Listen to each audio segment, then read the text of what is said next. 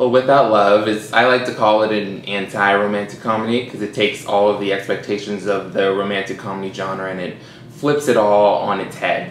And it's about these two cynical people who end up getting in a relationship, and it just becomes more and more dysfunctional because their flaws and their neuroses and everything, they're just feeding on each other. And you never really see movies like that willing to depict that brutally honest, hard-hitting kind of part of a relationship, but do it in a way that's really humorous and really light at the same time.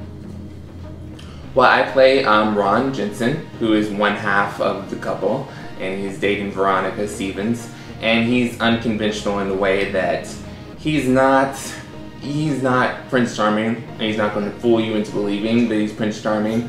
He's very much, the thing I like about Ron is that he is very much himself and he is very unapologetic, but it's in a way that's not exactly appealing. But that's what I like about both Ron and Veronica, is that they're not meant to be appealing, totally likable characters, but you still understand them and you're still entertained by them and amused by them at the same time.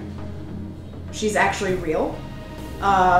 Everybody knows a person like Veronica, and it's awesome that I get to play this role because not a lot of women have the same opportunity as me to play a woman who's, you know, defiant and doesn't care what other people think about her and is just confident.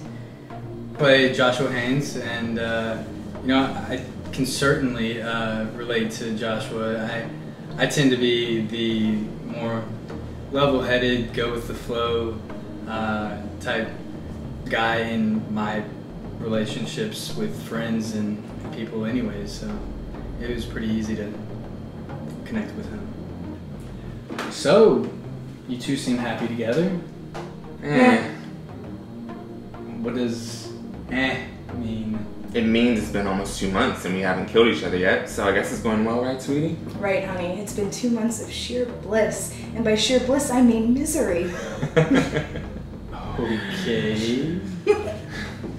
So what makes this film unique is that the characters are relatable, but at the same time they're breaking norms left and right. The expectations for relationships and the norms that are associated with that are broken. And the characters really bring in the audience by being relatable, but then will also do things that the audience might feel are unsavory. But that tension is what really makes the film real, and that's what I appreciate about it most. What we're saying is that we're just not going to make the mistake by idealizing each other now in the beginning. Yeah, that's the mistake that most couples make. In the beginning, they idealize each other, and then as time goes on, the illusion shatters, and they see more and more of each other's flaws. Right. That's why we're remaining aware of each other's flaws now, in the beginning. Exactly. Like Ron's obsessive need for control. And Veronica's total lack of a filter. Like Ron is a sarcastic smartass. And Veronica's also a sarcastic smartass. He lacks spontaneity. She couldn't cook boiled water. Bottom line is that this is not my Prince Charming, because Prince Charming does not exist. Exactly. Well, I feel like a film like this, if it were being made by a studio, it would just be really hashed out and really changed, because they would want the characters to be more appealing. They would want the story to unfold in a more conventional way. And I think that the great thing about being able to put your projects online is that it gives you complete control over the project, and there's no interference, there's no middleman. And I think it also, there's a time for films to have that freedom and to have that same thing that's going on with television, with Netflix and everything, and more material that's a series being online. I think it's time for film to get involved in that, and I'm happy to keep going with that trend.